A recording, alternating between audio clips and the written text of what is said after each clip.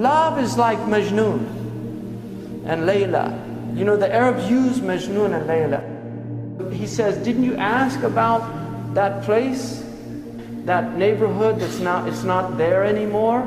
Didn't you ask about it where Layla used to live? And he said, no, indeed, I asked. But how do dead stones give me answers? You know, where did everybody go?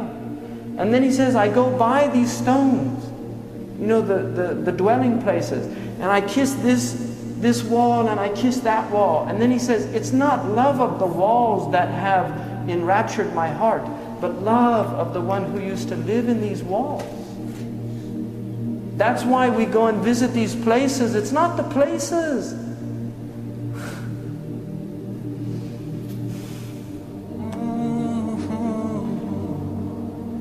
It's the beloved. He was there. That's why we go there. Because he walked there. One of the poets, he said, you know, they saw Majdun and he was taking care of this dog, giving it food and patting it. And they said to him, what's wrong with you?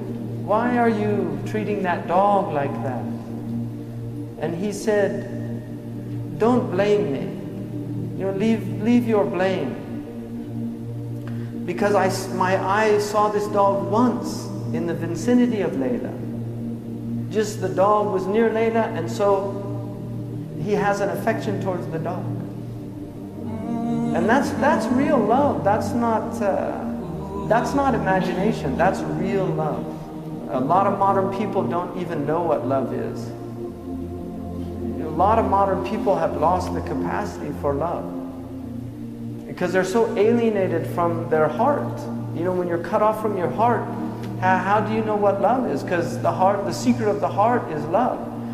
And that's love the Sahaba had for the Prophet ﷺ. Bilal couldn't even live in the city. He went to Sham to live in Syria. One time he came back, this was after 20 years, they convinced him to give the adhan. He didn't want to give the adhan. He couldn't give the adhan in the mosque of the Prophet ﷺ. It was so overwhelming for him because he'd called the Prophet to pray.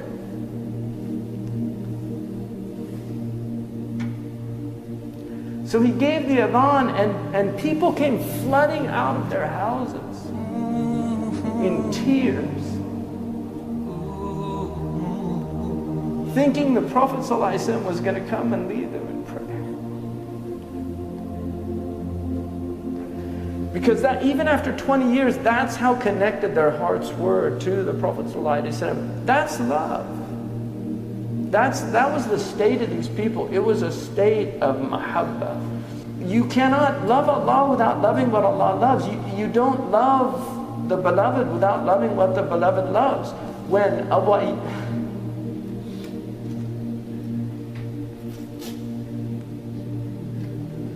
Ayyub al-Ansari,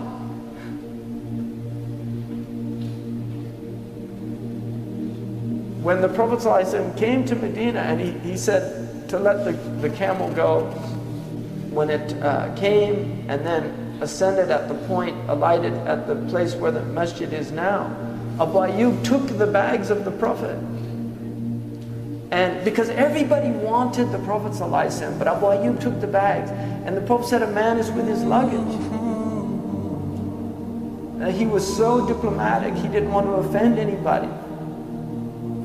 And so he went into the house and Abu Ayyub put him on the bottom floor because he wanted to honor him. It's easier to be on the bottom floor than on the top floor. You have to walk up the stairs. You can't go out as easy. He wanted him, so he and his wife went up. He couldn't, he became so constricted because he was, I don't want to put my foot where the head.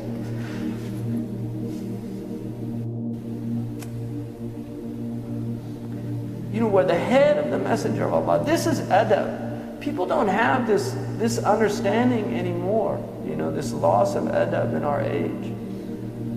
So he went and he asked the Prophet, please, we can't stay above you. And so the Prophet changed places with him. And then he would bring the food up. And when the food would come down, he told his wife, show me where the messenger's fingers ate from, and then he would eat from that place. This is tatabbu' al-athar, following the traces. And then one time he took some food up that had garlic. And then when they brought it down, Abu Ayyub asked his wife, where did he eat from? She said he didn't take anything from it. Abu Ayyub said, Faza'tu, I became completely, faza' is like to be in a state of shock. And he ran upstairs and he said, Ya Rasulullah, was there something haram in it? He said, no. He said, it's just garlic. I don't like garlic. I don't eat garlic because I speak to angels. And angels don't like bad sense. Angels like high sense. But his state when he saw it, did I do something? I mean, that is adab. Because it's mahabba, it's from love. He had so much love. When years later, when hard times fell upon Abu Ayyub al-Ansari, he went to one of the caliph at the time and he asked him for help, and he said that the Prophet ﷺ said a time will come when people won't help. And the caliph said, what did the Prophet say to do in that time? He said, be patient. He said, well then be patient. He needed help and he left. He went to Ibn Abbas in Iraq and he went into his house and he said, Wallahi. And this is years after he said, I'll do today what you did on that day. He emptied his house, he gave it to, and then he gave him a big gift. Ibn Abbas was very wealthy. He gave him a big gift of money and treated him the same way as that's love. You love the one who loves the beloved. You love the one who loves the beloved. Jibril in a Sahih hadith said, if Allah loves somebody, He calls Jibril and He says, I love so and so, so love him also, because I love him. People of the heavens, they love.